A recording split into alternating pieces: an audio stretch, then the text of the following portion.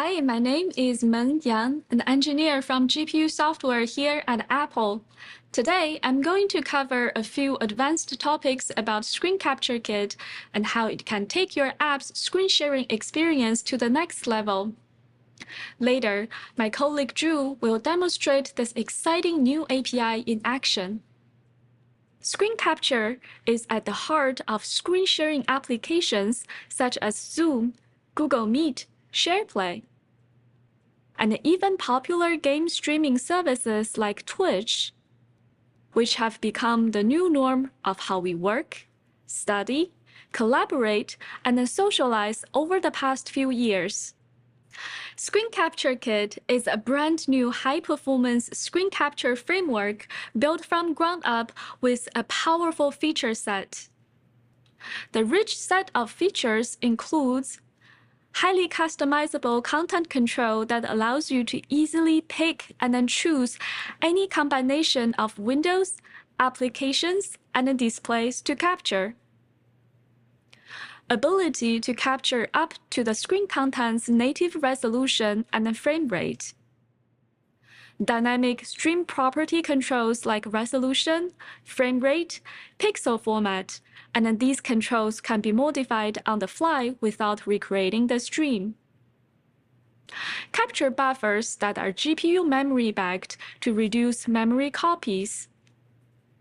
Hardware-accelerated content capture, scaling, pixel, and color format conversion to achieve high-performance capture with reduced CPU usage. Last but not least, support for both video and audio capture. Before getting started, this talk assumes you are already familiar with the basic concepts, building blocks, and workflow of how the framework works. Please visit the intro session, Meet ScreenCaptureKit, to learn more. In this session, I'm going to talk about how to capture and display a single window. Next, how to add screen content to full display capture. How to remove content from display capture. I will then show you a few ways to configure the stream for different use cases. And last, you will see a demo of how ScreenCaptureKit transformed the screen and the audio capture experience of OBS Studio, a popular open-source screen capture app. Now, let's start with the first example and probably the most common use case: capture a single window. This example is going to cover how to set up a single window filter, what to expect from the stream output when the captured window is being resized, occluded, moved off screen, or minimized. You will also learn how to use per frame metadata and how to properly display the captured window. Let's dive in.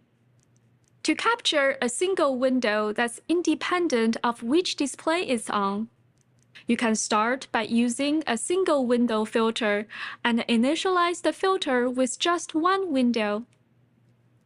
In the example here, the filter is configured to include a single Safari window. The video output includes just that window and nothing else. No child, pop-up, or other windows from Safari will be included. ScreenCaptureKit's audio capture policy, on the other hand, always works at the app level. When a single window filter is used, all the audio content from the application that contains the window will be captured, even from those windows that are not present in the video output. Now let's take a look at the code sample. To create a stream with a single window, start by getting all available content to share via SC shareable content. Next, get the window you want to share from SC shareable content by matching the window ID. Then, create an IC content filter with the type desktop independent window with the specified IC window. You can further configure the stream to include audio as part of the stream output. Now you are ready to create a stream with the content filter and a stream config. You can then add a stream output and then start the stream. Let's take a look at the stream output next. In the example here, the source display is on the left, and the stream output is on the right. The stream filter includes a single Safari window. Now I'm going to start to scroll the Safari window that's being captured. The stream output includes the live content from the single Safari window and is updating at the same cadence as the source window, up to the source display's native frame rate. For example, when the source window is constantly updating on a 120 Hz display, the stream output can also achieve up to 120 frames per second update. You might wonder what happens when the window resizes. Please keep in mind that frequently changing the stream's output dimension can lead to additional memory allocation, and then therefore not recommended. The stream output dimension is mostly fixed, and it does not resize with the source window. Now let me start to resize the source window and see what happens to the stream's output. ScreenCaptureKit always performs hardware scaling on the captured window, so it never exceeds the frame output as the source window resizes. How about windows that are covered by other windows? When the source window is occluded or partially occluded, the stream output always includes the window's full content. And this also applies to the case when the window is completely off-screen or moved to other displays. And for minimized windows, when the source window is minimized, the stream output is paused, and it resumes when the source window is no longer minimized. Next, let's move to audio output. In this example here, there are two Safari windows with audio tracks, and the window on the left is being captured. The video output includes just the first window, and the audio tracks from both Safari windows will be included in the audio output. Let's take a look and listen.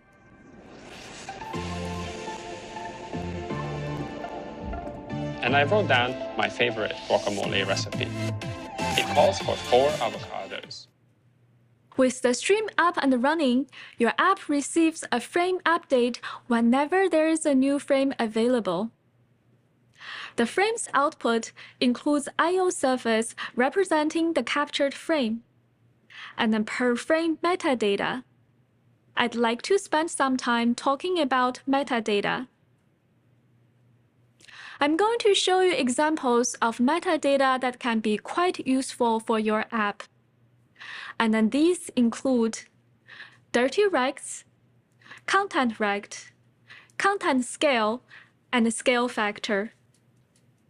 Let's start with dirty regs. Dirty regs indicate where the new content is from the previous frame. In the example here, the dirty regs are being highlighted to illustrate the regions of frame updates.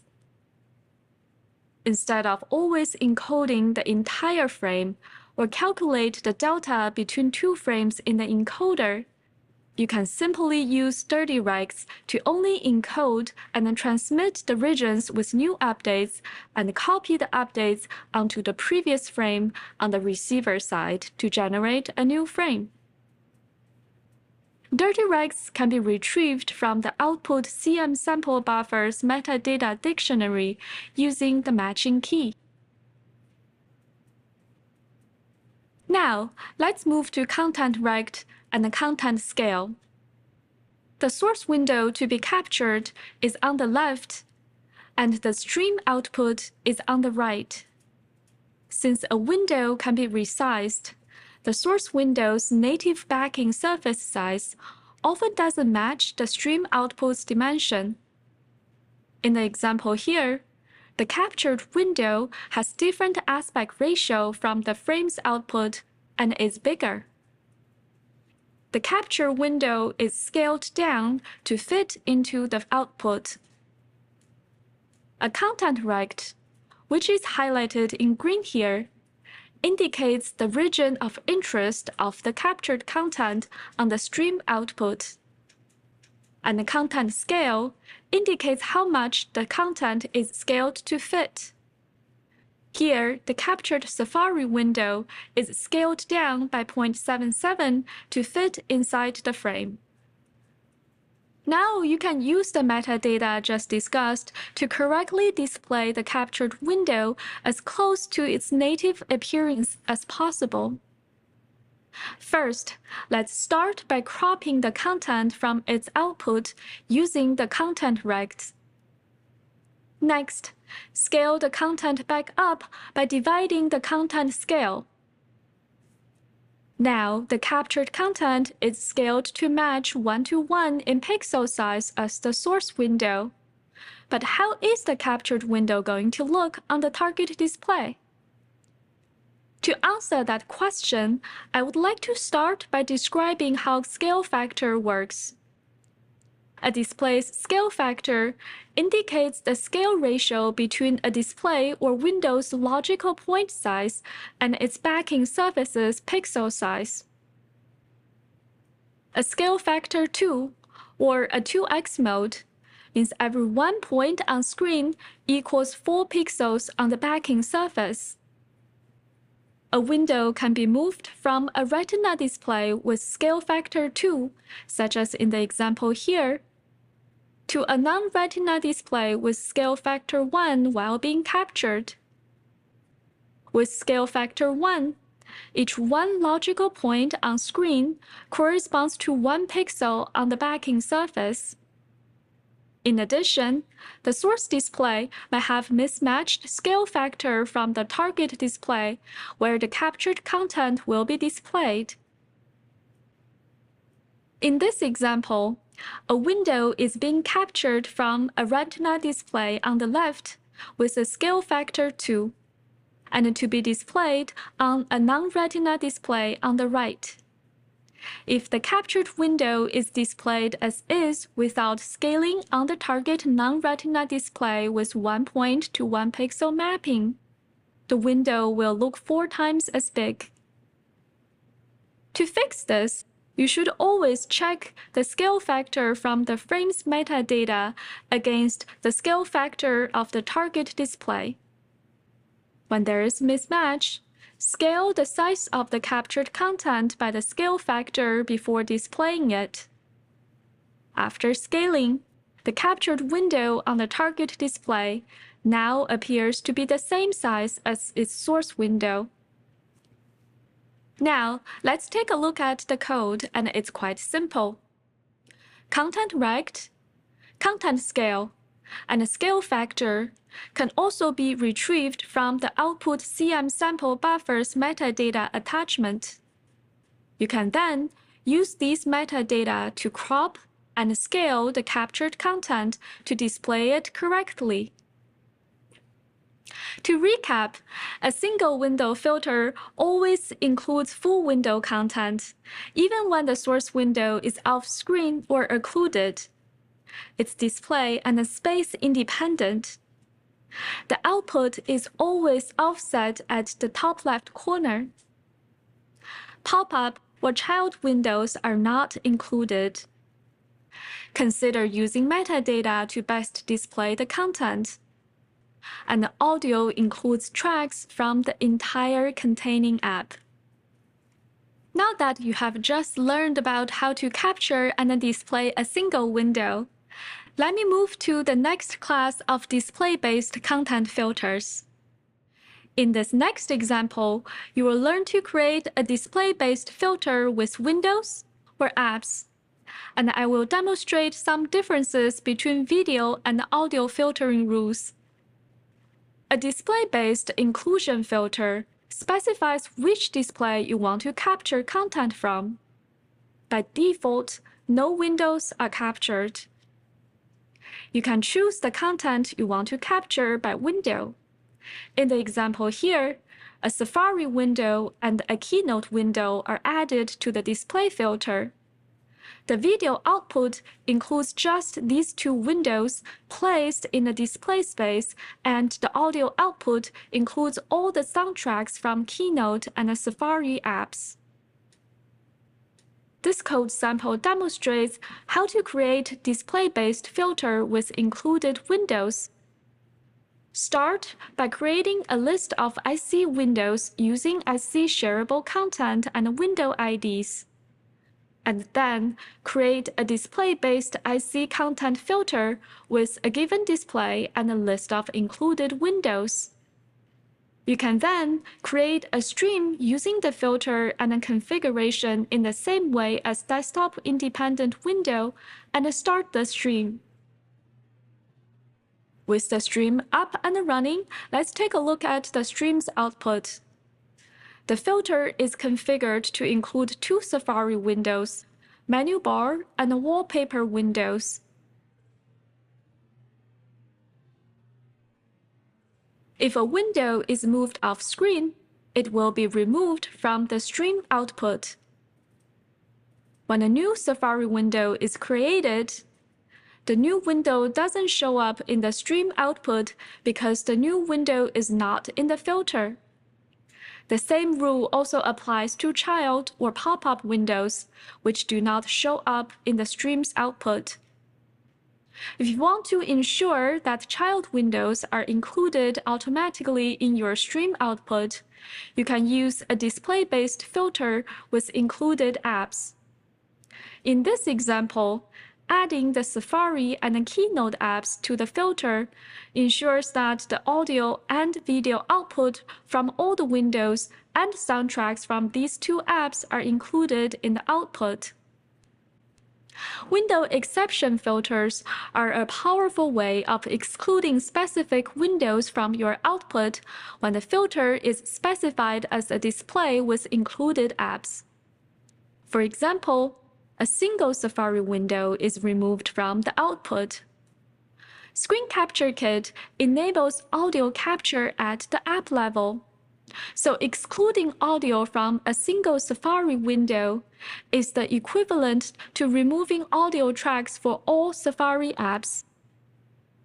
Although the stream's video output still includes a Safari window, all the soundtracks from Safari apps are removed and the audio output includes just the soundtrack from Keynote.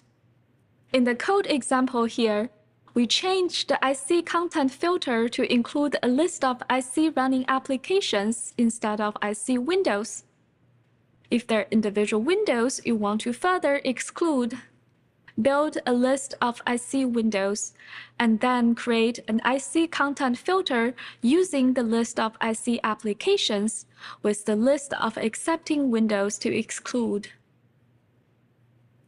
Let's take a look at what the stream output looks like now when new or child windows are created by specifying included apps. This time, Safari app and the system windows are added to the filter.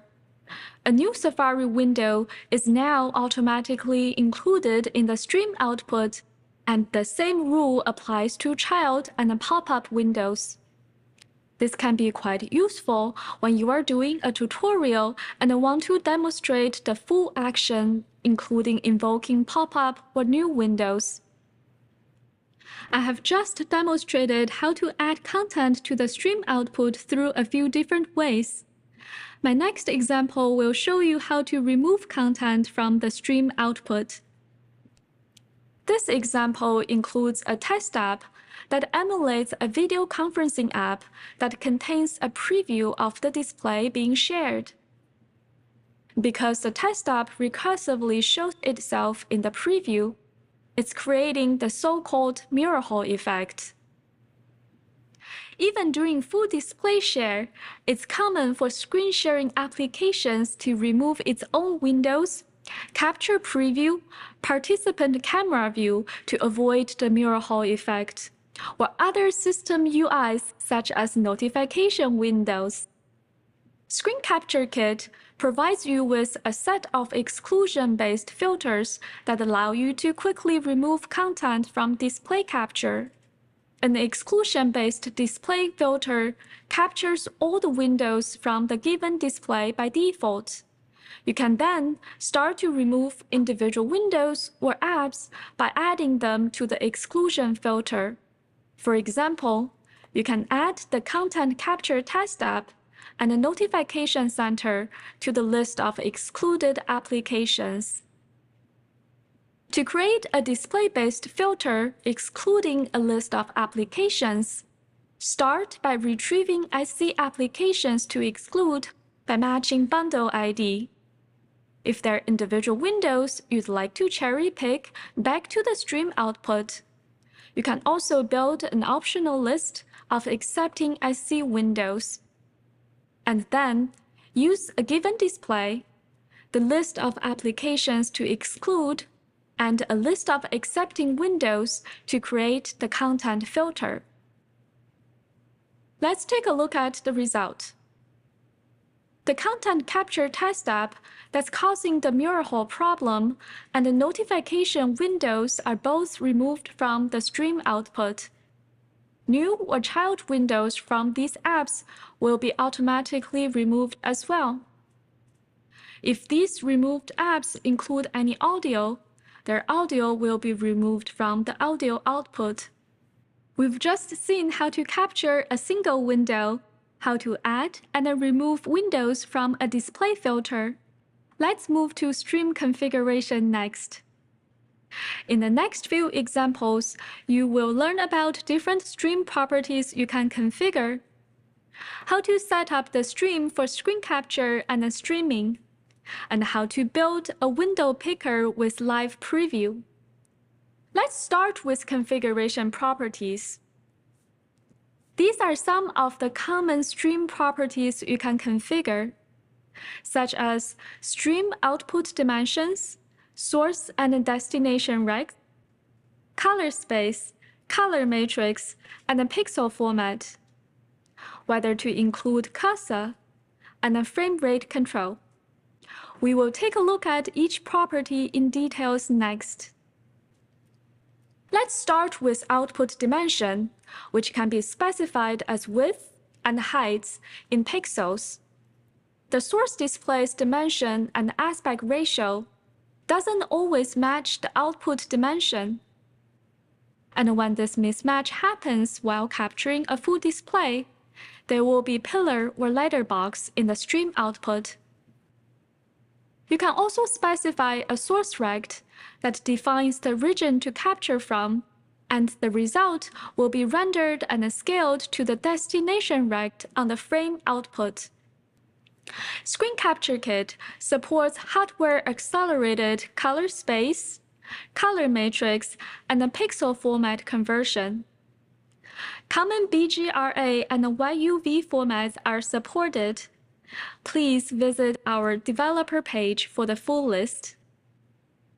When Show Cursor is enabled, the stream output includes a cursor pre-rendered into the frame.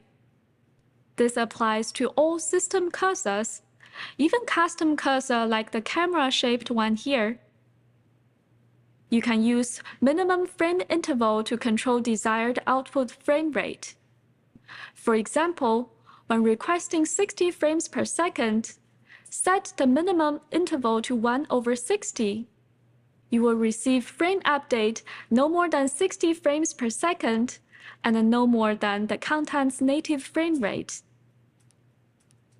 QDepths can be specified to determine the number of surfaces in the server-side surface pool. More surfaces in the pool can lead to better frame rate and performance, but it results in higher system memory usage and potentially a latency trade-off, which I will discuss in more details later. ScreenCaptureKit accepts QDepths range between 3 to 8 with a default QDepth of 3. In this example here, the surface pool is configured to include 4 surfaces available for ScreenCaptureKit to render to. The current active surface is surface 1, and the ScreenCaptureKit is rendering the next frame to it. Once surface 1 is complete, ScreenCaptureKit sends surface 1 to your app. Your app is processing and holding surface 1, while ScreenCaptureKit is rendering to surface 2. Surface 1 is now marked as unavailable in the pool since your app is still using it. When surface 2 is complete, it's sent to your app, and the ScreenCaptureKit now renders to surface 3. But if your app is still processing surface 1, it will start to fall behind as frames are now provided faster than they can be processed. If the surface pool contains a large number of surfaces, new surfaces will start to pile up, and you might need to consider starting to drop frames in order to keep up. In this case, more surfaces in the pool can potentially lead to higher latency. The number of surfaces left in the pool for ScreenCaptureKit to use equals the queue depth minus the number of surfaces held by your app. In the example here, both surface 1 and 2 are still held by your app. There are 2 surfaces left in the surface pool. After surface 3 is complete and sent to your app, the only available surface left in the pool is surface 4. If your app continues to hold on to surface 1, 2, and 3, ScreenCaptureKit will soon run out of surfaces to render to, and you will start to see frame loss and a glitch. Your app needs to finish and release surface 1 before ScreenCaptureKit starts to render the next frame after surface 4 in order to avoid frame loss. Now your app releases surface 1 and it's available for ScreenCaptureKit to use again. To recap, there are 2 rules your app needs to follow in order to avoid frame latency and frame loss. To avoid delayed frame, you need to be able to process a frame within the minimum frame interval. To avoid frame loss, the time it takes your app to release the surfaces back to the pool must be less than minimum frame interval times queue depth minus 1. After which, ScreenCaptureKit runs out of surfaces to use, enters a stall, and will start to miss new frames. Now that you've seen the various properties you can configure, let's dive into some examples to configure the stream for screen capture and streaming. Some screen content includes videos, games, or animations that are constantly updating and then requires higher frame rate, while others include mostly static text, like the keynote window, which prioritizes higher resolution over frame rate. You can live adjust the stream's configuration based on the content being shared and the networking condition. In this code example, you are going to see how to configure the capture to stream 4K 60 frames per second game. You can start by setting the stream output dimension to 4K in pixel size, and then set the output frame rate to 60 frames per second by setting the minimum frame interval to 1/60. Next, use pixel format YUV420 for encoding and then streaming. Set the optional source rect to just capture a portion of the screen. Next, change the background fill color to black, and then include a cursor in the frame output. Configure surface queue depth to 5 for optimal frame rate and performance. Last, enable audio on the output stream. All the stream configurations you've just seen in the previous example can be dynamically changed on the fly without recreating the stream. For example, you can live adjust some properties such as output dimension, dynamically change the frame rate, and update stream filters. Here's an example to switch the output dimension from 4K down to 720p, and then downgrade the frame rate from 60 frames per second to 15 frames per second. You can then simply call Update Configuration to apply the new settings on the fly without interrupting the stream. In the last example, I'd like to walk you through building a window picker with live preview. Here's an example of what a typical window picker looks like. It's common for web conferencing screen sharing app to offer users an option to choose the exact window to share. ScreenCaptureKit provides an efficient and high-performance solution to creating large number of thumbnail-sized streams with live content update, and it's simple to implement.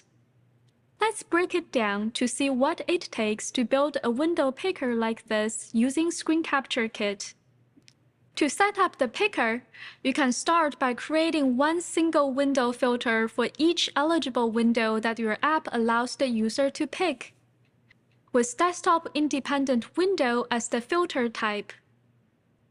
Next, set up the stream configuration that's thumbnail-sized 5 frames per second with BGRA pixel format for on-screen display, default queue depth, no cursor or audio.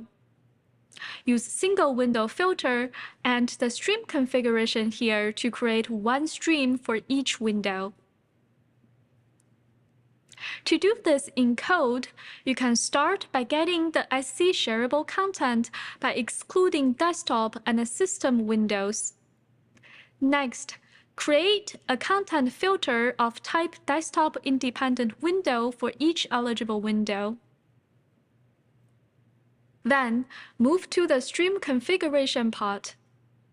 Choose an appropriate thumbnail size. In this example, it's 284 by 182. And then, set the minimum frame interval to 1/5, with a pixel format of BGRA for on-screen display. Disable audio and cursor since we don't need them in the preview. And set queue depth to 3 because we don't expect updates that are too often. With the stream content filter and the configuration created, you are now ready to create the streams. Create one stream for each window. Add stream output for each stream, and then start the stream. Last, append it to the stream list. This is the window picker with live preview created using the sample code we saw earlier. Each thumbnail is live updating and then backed by an individual stream with single window filter. With ScreenCaptureKit, you can easily build a live preview picker like this that allows you to concurrently capture so much live screen content simultaneously without overburdening the system. Now let me hand it over to my colleague Zhu, who's going to give you an exciting demo about OBS adoption of ScreenCaptureKit. Thanks, Ming. Hi, my name is Drew, and I'm a partner engineer here at Apple. OBS Studio is an open-source application that allows users to manage recording and streaming content from their computer. It contains an implementation of ScreenCaptureKit that we worked with the project on integrating this spring. ScreenCaptureKit was easy to implement thanks to utilizing similar code to OBS's existing CG display stream-based capture. The ScreenCaptureKit implementation demonstrates many of the features discussed in the Meet ScreenCaptureKit session. This includes capturing an entire desktop, all of the windows of an application, or just one specific window. ScreenCaptureKit has lower overhead than OBS's CG window list create image-based capture. This means that when capturing a portion of your screen, you're left with more resources that you can use for producing your content. Let's dive into a demo to see what we've been discussing in action. On the left, there is a worst-case example of OBS's window capture. This capture uses the CG windowless create image API and has significant stuttering. In our testing, we saw frame rates dip as low as 7 frames per second. Meanwhile, the ScreenCaptureKit implementation on the right has a much smoother result, providing an output video with significantly smoother motion. In this case, delivering 60 frames per second. All while OBS uses up to 15% less RAM than window capture. And while OBS's CPU utilization is cut by up to half when using ScreenCaptureKit instead of OBS's window capture. Let's look at the other improvements that ScreenCaptureKit has to offer OBS users. I'm still trying to track down all of the gold ranks in Sayonara Wild Hearts. I want to show off my best run, so I've been recording my gameplay. Thanks to ScreenCaptureKit, I can now capture direct audio stream from the game, so when I get a notification on my Mac, it won't ruin my recording's audio or video. And this is possible without having to install any additional audio routing software. Now, using all of the enhancements provided by ScreenCaptureKit on Apple Silicon, I can stream games like Taiko no Tatsujin Pop Tap Beat from my Mac to popular streaming services. A new constant bitrate option for Apple Silicon's hardware encoder means that I can encode my streaming content for services requiring constant bitrate without significantly impacting my game's performance. Now, thanks to ScreenCaptureKit's lower resource usage and encoding offloading, I have even more performance available for the content that matters. Back to you, Meng. Thank you, Drew.